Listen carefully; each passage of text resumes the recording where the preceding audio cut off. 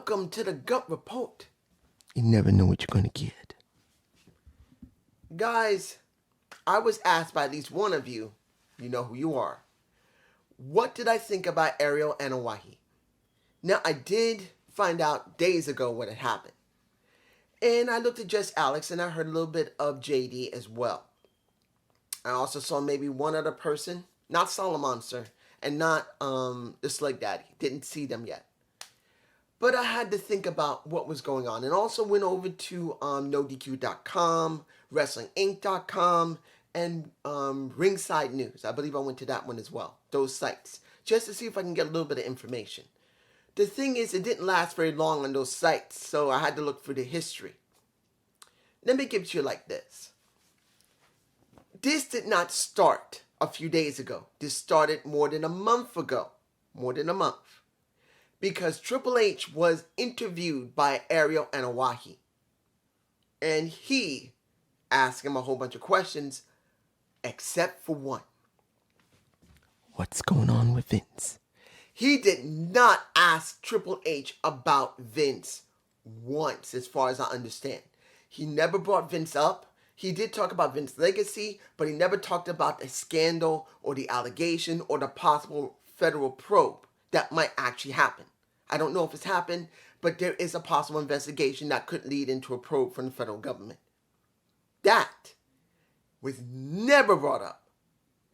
Now, Tony Khan has avoided Ariel for more than a little bit. And finally, he decided, okay, this guy keeps asking me, I'll just do it. And he does his interview as a podcast, of course. And he kept asking him questions about CM Punk, asking him questions about the Bucks, asking him questions about Kenny Omega, asking him questions about the roster. He kept asking him questions that either he cannot answer or he just doesn't want to answer. And after that interview, he was insulted and decided to do a full rant about how he is a legitimate broadcaster, journalist, and the only thing he's basically asking is his feelings on it. That's what he was generally trying to portray on the video that so many people basically destroyed him on and shitted on him for. This is my point of view. This all started with Triple H. Since Triple H took over WWE creative and talent relations, he's controlling them generally himself. Of course, he's got a team making sure everything works. And from what reports we have, it is very positive in the WWE. As I've always said, do not take what's in front of you immediate. Don't. We still don't know what's left over from Vince's own people that may try to cause any trouble. But in general, everything seems to be fine. Then we get clearly a bias. Let's be honest, this is a bias. He's been allowed to interview people from WWE more than a few times as far as I understand. Triple H is the most latest person from there, and he made sure not to ask about Vince. Either Triple H told him don't say anything, or he understood that something's going on with Vince, and he doesn't want to insult Triple H by trying to bother him. That's the reason why this really started for me personally. Then he goes to Tony Khan, who has a lot of controversy about once Cody Rhodes leaves, once we get a huge amount of people from WWE coming in where it's obvious the roster is too overloaded and they don't have either enough time on TV or the booking is not great, ergo what I've been talking about with the women, it is obvious that he thought he had a lot of juicy stuff there. So he decided, once he got finally, because it wasn't like Tony was asking or begging to go on to his podcast. He's been begging Tony. So Tony eventually gave in, and he thought he can try and get anything he could out of Tony, and he got bump kiss. There were things he was not going to talk about. And then he gets insulted because he couldn't get what he wanted. This is what this comes down to. Ariel basically looks like a moron for trying to go outside of what journalism is. He was biased already from WWE. It's obvious. If he was going to be a legitimate journalist, he would have never tried to bring up anything about Kenny Omega, anything about the Bucks, particularly CM Punk, where there's an investigation going on, and if there's any court stuff, he cannot speak on it. Now, if he had done that during his podcast, said, look, I understand you can't really speak much on it, but if he had just basically said, look, I understand the situation with CM Punk, and you really can't talk on it because there's certain things that are going on. But I'd like to know, are you doing well? Something other than trying to probe things he knows he's not going to talk about because he's legally bound not to, and basically things that clearly he's not going to talk about because it's still ongoing with the Bucks, with Kenny Omega, who've been suspended, with the instability of the roster right now. He's not going to talk about it. He could have talked about what he could have done, which was his family's dealings, the beginning of AEW, and how he's been deciding to do something with ROH. If he had gone there, no one would have said shit, and no one would have cared. But he purposely did this, and then he made the rant, hoping that people would have sympathy for him, and basically there is none. Everyone thinks he's a total, complete, blithering idiot. A bitch. For crying because he couldn't get what he wanted. Journalism, understand guys, I am not a journalist. I know nothing about journalism. I'm just a guy who comes on this platform of YouTube just telling you how I feel, and barely, let's be honest, Let's be honest about this shit. I know I'm barely entertaining. Many people like me. I know there's a few people who watch these videos and they love my content, but does not mean I am a perfect guy. I am not JD, who is a wise ass, and just Alex, who has been grinding for 10 straight years, into 11 almost, where he built up his credibility as much as possible, being a wrestling reviewer, a podcaster, in a sense, a pro wrestling journalist to a certain extent. He's not Dave Meltzer. He's not any of the other people that are out there. But he has earned his right in that. JD, who also could be considered a wrestling journalist to a certain extent, has been highly charismatic, joking around, having fun. Just Alex. Look at the Slick Daddy. This man has been doing it for 12 years. He started in 2010, well before Just Alex. Well before me. And he has shown through Off the Rope Show that his love and passion for wrestling and his charismatic nature, along with the it's been so long since I remembered about everybody that was in Triple T, that was in the Off the Rope Show Central. Triple T, you had I can't remember most of it. Metal D, when it came to Mr. Ralph, and everyone else there. I know I'm forgetting somebody, but you get my point. He started with those people having fun and became charismatic. He became like a basic journalist himself. And there's me, who barely is a journalist, who's barely charismatic, who's barely, he's just a damn idiot who botches his words most of the time, either because his teeth are crooked, or he gets nervous enough to start botching his words, or gets angry because he botches words, and then he forgets things and he's botches his words. That is what you're dealing with. And this is what you get on a Gump Report. A basic rant with a botch right there. That's what I am.